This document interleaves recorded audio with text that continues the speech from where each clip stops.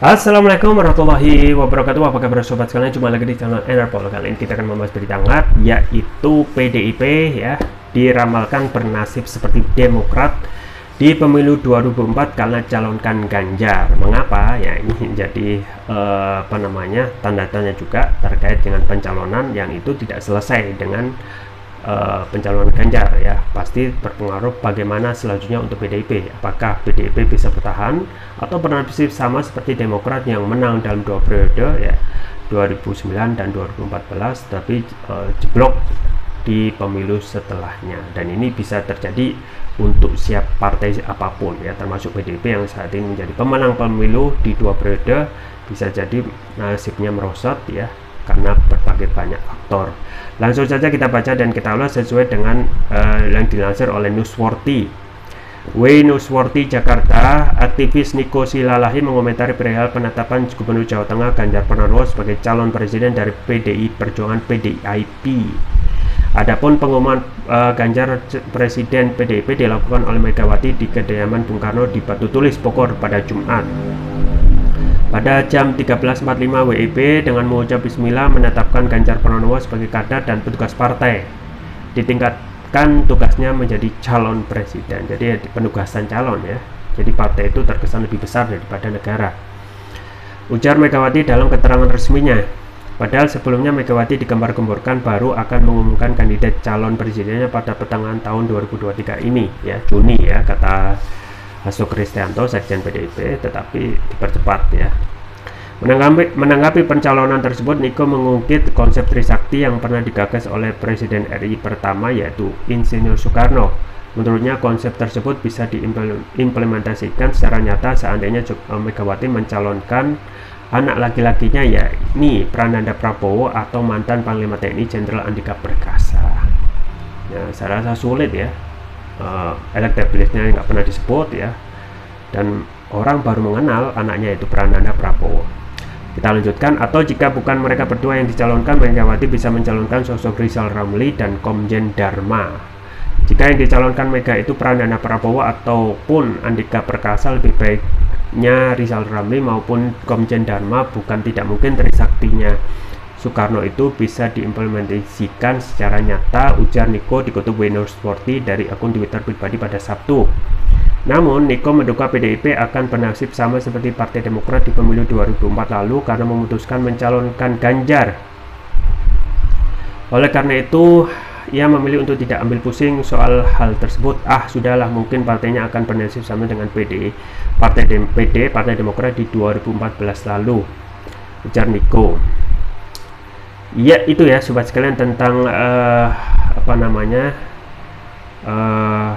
ya ini tentang kecenderungan orang memilih ya, kecenderungan orang juga menganalisis ya, dengan dipilihnya Ganjar bisa jadi keuntungan bagi PDIP karena sudah dikunci dan sudah ada kepastian ya.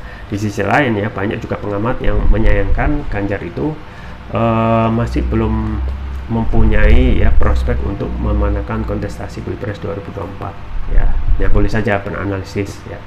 Jadi tetapi yang patut dijadikan perhatian adalah bagaimana posisi PDIP nanti di pemilu 2024 ya. PDIP sudah memenangkan dua periode, 2014 ya, kemudian 2019 ya. Meskipun 2019 itu agak tertatih-tatih dan konon kabarnya kecurangan juga masif ya, dan bisik-bisik tetangga ya.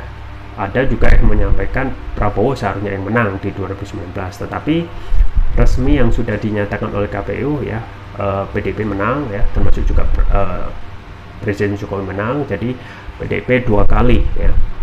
Nah 2024 ini ya kemungkinan yang diincar yaitu kemenangan pula dan ingin mencetak hat-trick seperti di sepak bola. Dan apakah itu bisa terjadi? Nah bisa ya, bisa tidak ya. Bisa lihat track record PDIP ya selama dua periode ini atau periode yang terakhir lah ya. Kalau kita melihat banyak sekali ya aksi ataupun yang dilakukan oleh PDIP ya sudah tidak mencerminkan sebagai partai wong cilik ya. Keberpihakan kepada rakyat itu sangat jauh ya. kemudian bagaimana menuntaskan atau dorongan untuk menuntaskan ya care terhadap masalah wong cilik itu juga sangat jauh sekali ya. Misal tentang kasus ataupun permasalahan tentang minyak goreng yang belum lama ya, itu justru ya responnya tidak sesuai dengan respon sebagai seorang partai yang lebih mendahulukan atau sebagai partai wong cilik ya, tetapi lebih memberikan dukungan kepada oligarki ya, dengan memberikan dukungan kepada pemerintah untuk menaikkan harga minyak goreng. Padahal kita ketahui ya, harga minyak goreng Indonesia adalah negara penghasil CPO ya terbesar ya, bahan baku minyak goreng.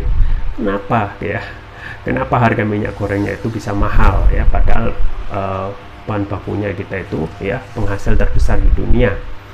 Kemudian pada saat kenaikan harga BBM ya, dukungan dari PDIP sebagai wong cilik juga minim ya, bahkan lebih mendorong untuk memberikan dukungan kepada pemerintah, dan itu lebih pasti menyenangkan pada oligarki dan kapitalis ya.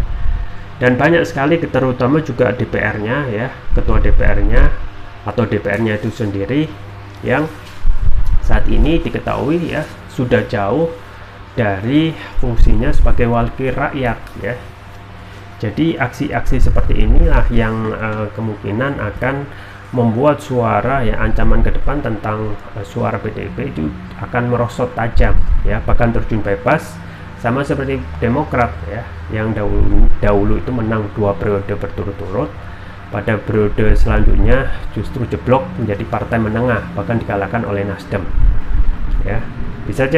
Bisakah ya Demokrat ataupun PDIP ini merosot suaranya? Bisa saja gitu ya. Sudah ada contohnya Demokrat ya yang merosot menjadi partai mediocre ya, partai menengah ya. Makanya saat ini semakin banyak kepentingan rakyat itu diacuhkan ya, maka rakyat itu ya, kalau ini pemilu itu tidak ada kecurangan, dukungan itu akan lebih banyak kepada sosok yang dipersepsikan sebagai sosok perubahan, yaitu Anies Baswedan ya. Dan partai yang akan banyak mendapatkan kotel efek atau efek ekor jas ya, yang mendeklarasikan Anies Baswedan ya, entah itu Nasdem atau Demokrat atau PKS, yang kemungkinan nanti bisa jadi akan menjadi partai pemenang ya, dengan suara yang berduyun-duyun masuk ke Nasdem atau Demokrat ya. Kita tunggu saja ke depan tentang potensi ya suara PDIP, apakah bisa berlanjut menang ataupun justru merosot terjun bebas. Itu saja yang bisa saya sampaikan, semoga bermanfaat. Jangan lupa like, share, dan subscribe. Sampai jumpa lagi. Wassalamualaikum warahmatullahi wabarakatuh.